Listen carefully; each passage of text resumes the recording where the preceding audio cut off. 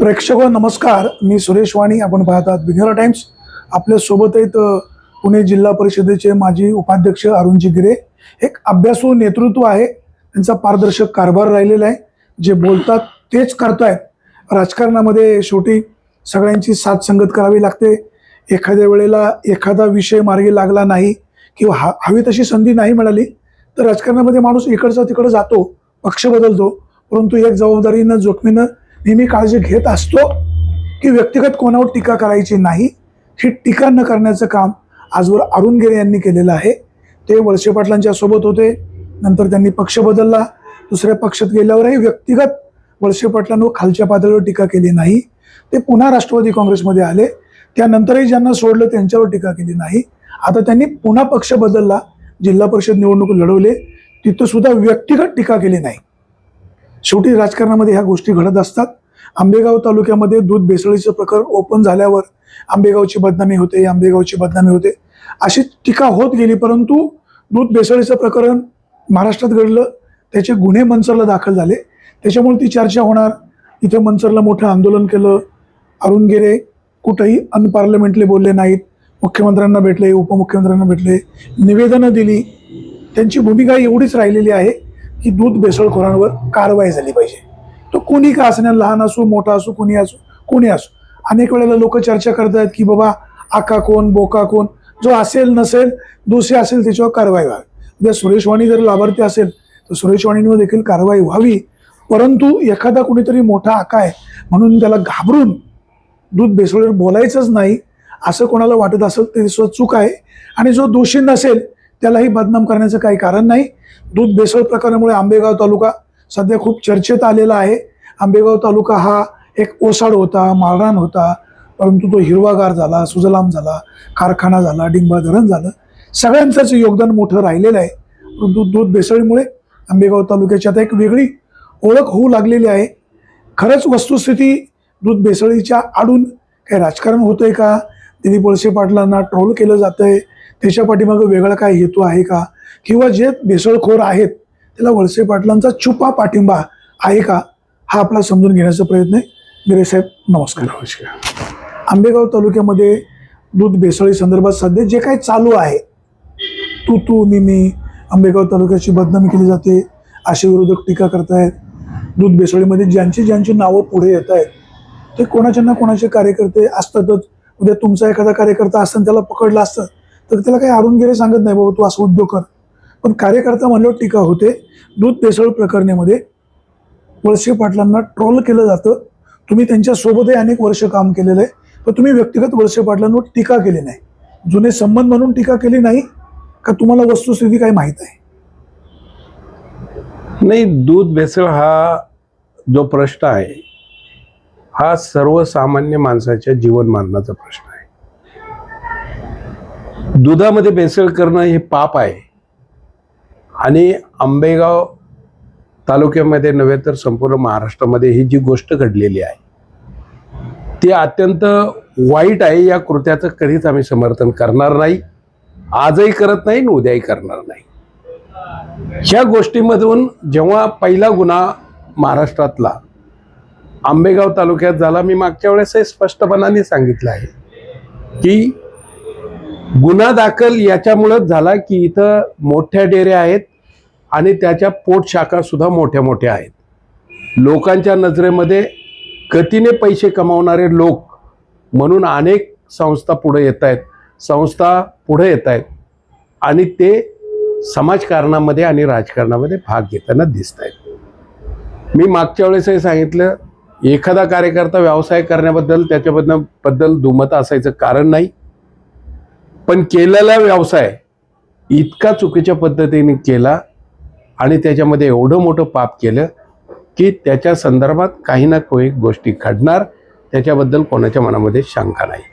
आता आंबेगाव तालुक्याच्या बाबतीत ज्या काही कोण म्हणत असेल का आंबेगाव तालुका याच्यामुळं बदनाम होतोय, म्हणजे याचा अर्थ भेसळयुक्त दूध मुलांना पाजणं, विर्या दुधात टाकणं आणि हे सगळ्यांनी केलेलं कृत्य योग्य आहे का? मग जर योग्य नसेल तर भेसळ हा प्रकारच वाईट आहे आणि तो आंबेगाव तालुक्यामध्ये जास्त प्रमाणात घडलाय म्हणून त्याची चर्चा होते सातत्याने. ठराविक लोकांनी जे काही केलंय त्यांच्याबद्दल चर्चा जरूर व्हावी, पण तुम्ही साप म्हणून संपूर्ण जमीनच दोपडून काढताय ना. नाही, अख्ख्या तालुकाभर चर्चा तीच ना. प्रश्न असा आहे, या जवळजवळ 90 सालापासून या तालुक्यामध्ये वळसे पाटलांनी अनेक निवडणुका जिंकून सत्ता त्यांच्या ताब्यात ठेवलेली आहे.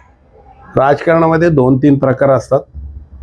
राजकारणामध्ये स्पष्टपणाने परिस्थिती कशी असली तर निवडणूक जिंकली म्हणजे तो ताकदवान होतो, हे जर खरं असलं तरी लोकप्रिय असेलच तोच ताकदवान होईल असं काही नसतं. कारण एक काळ असा होता 1990च्या जर पहिलं पाहिलं तर किसनराव बानकिल्यांसारखा माणूस इतका लोकप्रिय होता, साध्यातल्या साध्या माणसाला सुद्धा आपुलकीचं नातं त्यांनी जपलेलं होतं. आणि त्या आपुलकीचं नातं त्यांनी कुटुंबाशी कोणत्याही प्रकारची त्या काळात प्रलोभन नव्हती, तरी तो माणूस लोकप्रिय ठरला.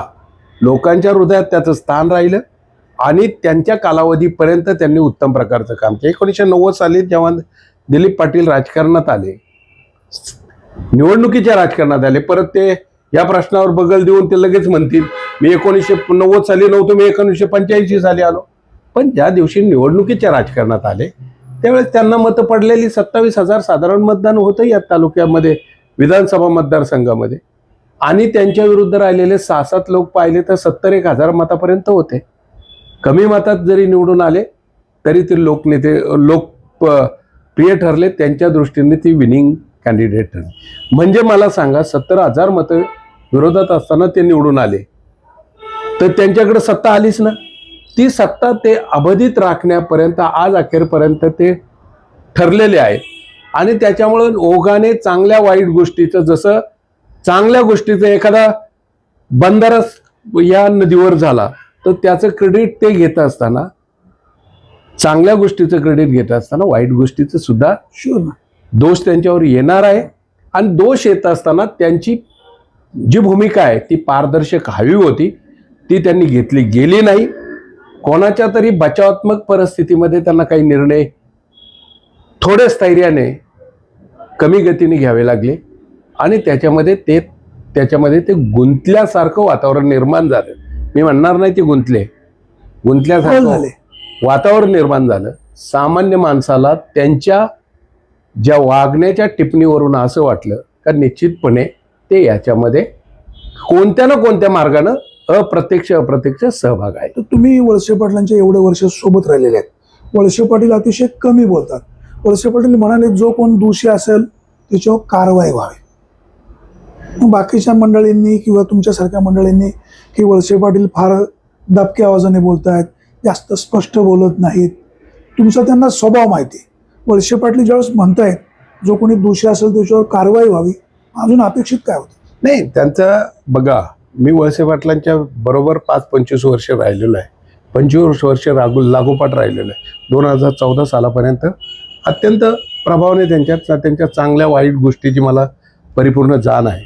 त्यांचा स्वभाव जरी ते दिसण्यामध्ये आणि कमी बोलण्यामध्ये दिसत असेल तर कृतीने त्यांचं काम त्याच्यापेक्षा भयान आहे. किसनराव बानकिल्यांच्या अनेक कार्यकर्ते त्यांच्या काळात 90-95च्या काळात नेस्तानोबदीमध्ये हे सगळं बारकाईने त्याच्यामध्ये लक्ष घालून त्या काळातली संघटना मोडण्यामध्ये ते यशस्वी झाले होते. काळ बदलला आहे. जवळजवळ 30-35 वर्ष हे सगळं भोगल्याच्या नंतर इथं चमचा जरी आला, इथं झाड जरी उगवलं तर वळसे पाटलांमुळं उगवलं असं वातावरण ते निर्माण करतायत. मग जर प्रत्येक गोष्ट इथं आली सरकार, आता मला सांगा आंबेगाव आणि जुन्नर तालुका आहे, जुन्नर तालुक्याला गतिमान झाला नाही का? जुन्नर तालुक्याचा विकास झाला नाही का? झालं. मग सगळे कार्यकर्त्यामुळे अशी मनस्थिती तयार केली फक्त वळसे पाटील आल्यामुळंच हा तालुका विकास झाला, अन्यथा हा तालुका भकास होता, असं जे चित्र उभं केलंय मुळात ते चुकीचं आहे. आणि त्याचा परिणाम आज होतोय. तुम्ही जर म्हणत असाल माझ्यामुळं सगळं घडतंय किंवा कार्यकर्ते त्याच्यावर चर्चा करून बेबनाव करण्याचा प्रयत्न करत असाल तर वातावरणामध्ये तुम्ही केलेल्या चांगल्या कामाचं क्रेडिट जसं लोक तुम्हाला शांतपणे बसून देत आहेत आणि डोळ्याने बघतायत, तसं वाईट केलेल्या कामाचं वाईट असणाऱ्या घटनेचं सुद्धा प्रसंगी हार निश्चित- सुद्धा स्वीकारले पाहिजे. प्रसंगी लोक चिडले निश्चितपणे ही भूमिका त्यांच्या मनामध्ये आहे, स्वीकारले पाहिजे. त्या मनामध्ये आहे. आज तुम्ही बघा, आता मी तुमच्या अनेक मुलाखती वाचतोय, वेगवेगळ्या माणसाच्या तुम्ही मुलाखती घेतायत. तुम्हाला अपेक्षित काय असेल किंवा समाजाला काय अपेक्षित असेल तुम्ही कदाचित आमच्याकडून उकळायचा प्रयत्न करत असाल. मी कधी व्यक्तिगत टिप्पणीमध्ये कधी पडलो नाही, पण जो स्वभाव त्यांचा खुनशी प्रवृत्तीचा जो स्वभाव आहे व्यक्तिगत पातळीला जाणं हे मात्र 100% चुकीचं आहे. तुम्हाला हे किती वर्षांनी कळलं? नाही, मला 100% पहिल्यापासून मी 1990-95चं उदाहरण सांगितलं. किसनराव बानकिल यांची लोकप्रियता असणारी त्यांची जी टीम आहे त्यांना दाबण्याचा प्रयत्न त्यांनी 90-95 माझ्या डोळ्यासमोर केलाय. एक राजकीय डावपेच असू शकतो. डावपेच असणं ही चूक नाही, पण एखाद्याला त्यांच्या लाईफ मधून उद्ध्वस्त करण्यात त्याचा चूक आहे. टप्प्याटप्प्यात राग एकत्र होत जातोय. हे काय एका दिवसात वळसे पाटलांवर कोणाचा राग आलाय म्हणून असं नाही. बघा, एक काळ सुरुवातीच्या काळामध्ये ते कमी मतांनी निवडून आले होते. आजची निवडणूक सुद्धा ते कमी मतावर आले. मधला टप्पा त्याचा आलेख वरती गेला होता, तो खाली का आला? जर निवडणूक आणि लोकप्रियता याच्यात जर फरक नसता, लोकप्रिय असेलच, निवडून आलेला माणूस लोकप्रिय असेलच असं नाही. तो मुळातच निवडून आलं तर कदाचित त्यांनी ते मिळवलेलं कोणत्या ना कोणत्या त्यांच्या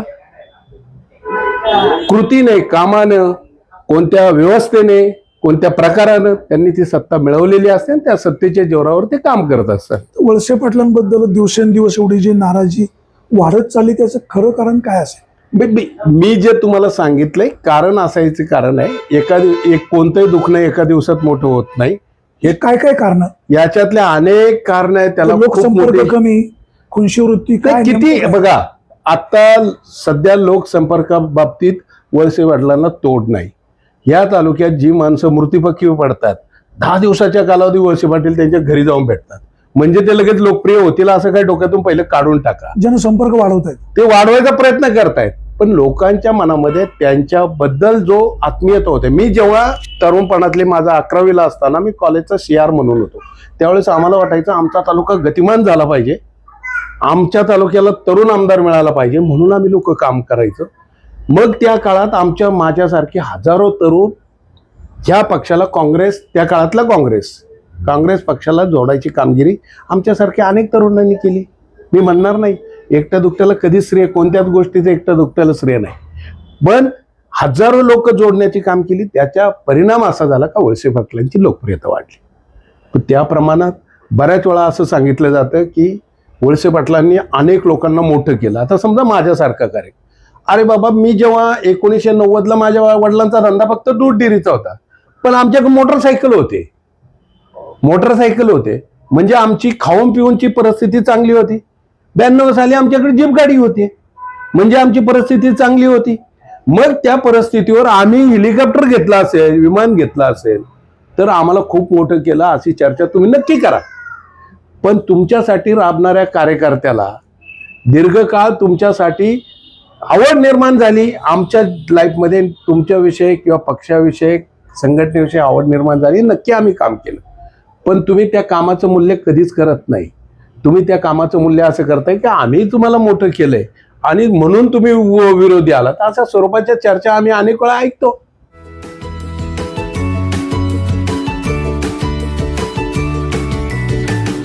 बातम्या शेतीच्या, बातम्या मातीच्या, बातम्या अन्यायाच्या, गुन्हेगारीच्या,